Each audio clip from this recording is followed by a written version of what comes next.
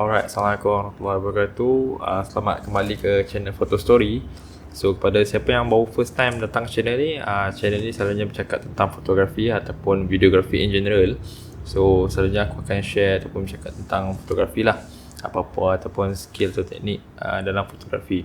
So, untuk episod kali ni aku nak bercakap tentang makro fotografi.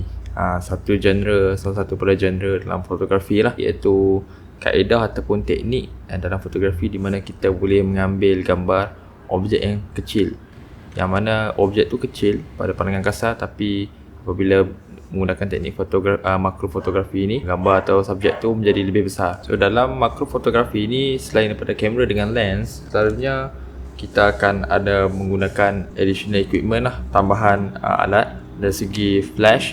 Kita kena ada flash gun kan. Daripada flash, selalunya kita ada extension tube.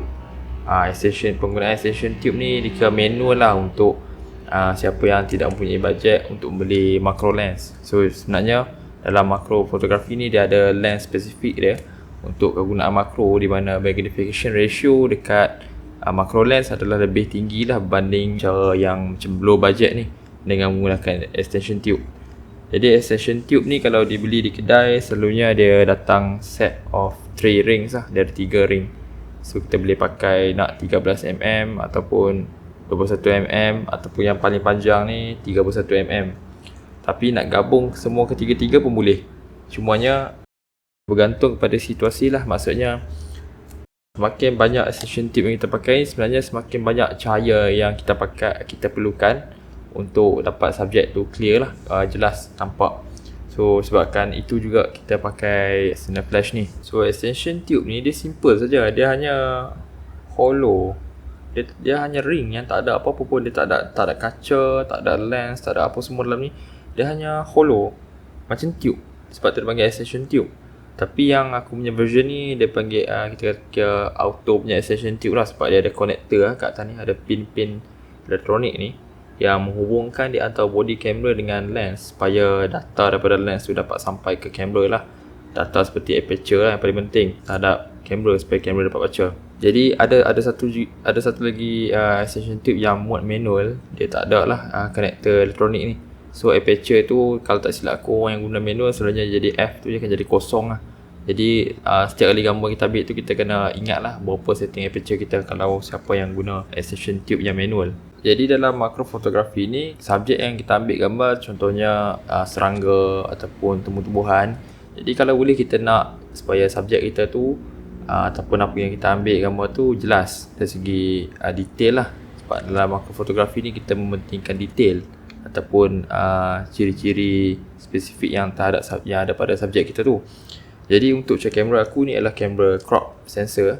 Jadi crop sensor ni kalau kita pakai ISO yang tinggi untuk menaikkan sensitivity cahaya terhadap sensor, dia akan menimbulkan noise. Jadi dengan sebabkan itu, kita terpaksa pakai ISO yang rendah, seperti ISO 100 kan. Tapi ISO 100 menyebabkan kita kurang cahaya terhadap subjek. Jadi untuk menambahkan cahaya tu, sebab itu kita pakai external flash. Dan dalam makro juga memerlukan kita untuk menggunakan aperture number yang tinggi, bukaan yang kecil, tapi nilai f number yang tinggi, supaya detail kita dapat terhadap subjek tu jelas. Dan dalam makro ni kita tak berapa mementingkan sangat bokeh ataupun fokus yang blurry kat belakang, sebab apa yang penting adalah kita nak tengok subjek kita tu jelas. Sebenarnya ada satu lagi ataupun aksesori yang tertinggal untuk makro ni, iaitu diffuser. Sebab kadang-kadang bila kita tembak external flash ni, dia cahaya terlalu kasar, sebab dia cahaya je direct terhadap subjek. Jadi cahaya yang terlalu kasar ataupun cahaya yang terlalu terang ni, kita boleh diffuse kalau kita akan buat DIY diffuser lah.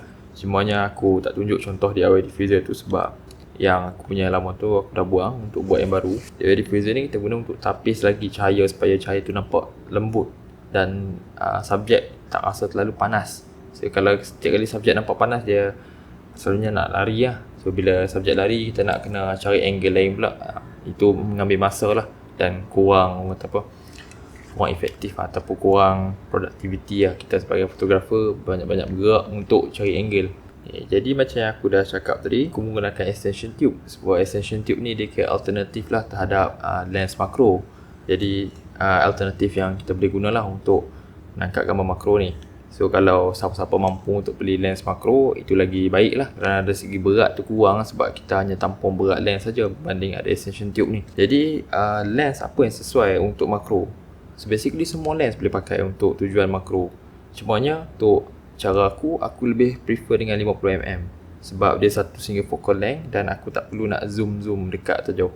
Apa yang aku perlu hanyalah dekatkan diri aku saja terhadap subjek. Jadi kita tak perlu nak main zoom dengan zoom barrel. So kita hanya pakai fixed focal length. Kita ada extension tube. Hanya perlu dekat dengan subjek saja untuk dapat fokus.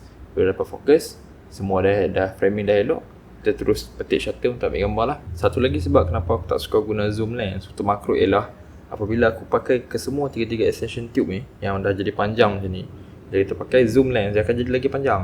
Bila akan jadi lagi panjang, sebenarnya dia dah menghalang berapa banyak cahaya untuk sampai ke sensor, dan itu tak bagus lah. Sebabkan itu aku nak kena naikkan power. Jadi naikkan power ni dia makin panas ya? Cahaya lagi kuat terhadap subjek.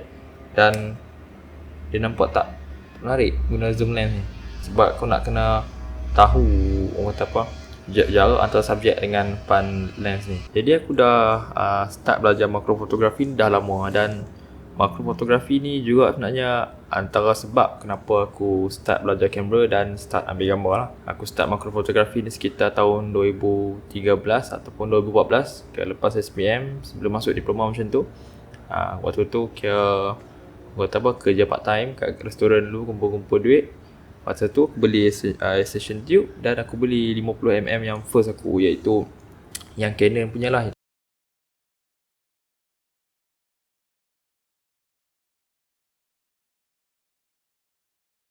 Tapi yang ni yang Sigma. Masa tu aku pakai yang Canon punya EF 50mm f1.8. So itu first setup. Dan flash ketika tu bukan flash ni, flash yang unit lain. Flash tu dah rosak dah rosak bahagian dalam dia. Flash tu pun beli ketika tu juga kot. Guna duit part time sikit, kerja lepas SPM dulu. So itu first time aku belajar makrofotografi, dan aku still ambil gambar makrofotografi ni sampai sekarang. Sebab dia passion, dia minat. Aku suka tengok benda yang kecil, benda detail ni, dia nampak menarik lah. So seterusnya aku nak share sikit apa aku punya setting lah setiap kali aku ambil gambar makrofotografi. So untuk ISO, selalunya aku akan go yang paling rendah lah, 100 ISO 100. Sebab aku tak nak noise banyak dalam gambar. Dan aku akan pakai external flash. External flash setting dia depend terhadap cahaya lah. So first tu kita akan test dulu lah, tengok cahaya macam mana, dan aku akan adjust lah berapa power yang sesuai. Okay, dan aku sentiasa shoot raw, format raw untuk makro. Sebab makro ni ke seni, dan satu benda yang aku tak nak kamera terus proses. Jadi aku shoot raw dulu, dan aku akan edit kemudian dari segi exposure ke, highlight ke, kontras ke, aku boleh edit kemudian dalam komputer. Dan untuk aperture aku akan pakai aperture yang tinggi lah. Selalunya daripada aperture 11 hingga ke aperture 16 lah. 16 pun ada pakai. Dia depend keadaan lah. Aperture 11, 13, 16 antara tu lah. Sebab aku nak subjek tu semua berada dalam keadaan fokus. Dan shutter speed pula bergantung pada kita tengok lah keadaan subjek yang macam mana. Subjek yang senang lari ke, subjek yang selalu statik ke.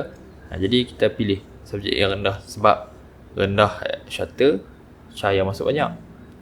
Walaupun kita dah fixkan aperture, kita control shutter saja untuk kawal kadar cahaya yang masuk tu. ISO dah set dah 100, so main shutter je lah. Dia kasih imbangan dekat situ saja. So dia macam senang sikit lah.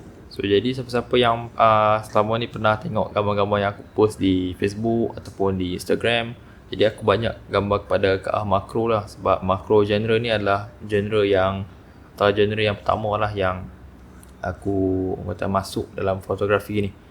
Selepas tu bawa ke landscape, ke street, ke gambar-gambar yang lain lah.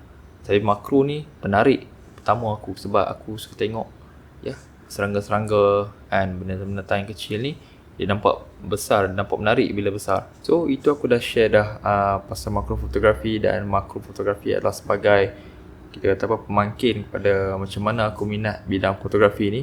So kalau korang ada pendapat korang ataupun korang nak share yang apa sebab korang masuk dalam fotografi ni, korang komen lah kat bawah. So aku akan baca lah dan tengok satu-satu, dan kita share lah apa yang boleh. So that's it guys. Kalau korang rasa video berkaitan makro ni banyak memberi info atau memberi manfaat kepada korang semua dan korang nak tahu macam mana nak start belajar tentang makro fotografi, korang share lah ramai-ramai supaya keluarga korang tahu, jiran-jiran tahu, satu kampung tahu. Share banyak-banyak. Terima kasih guys.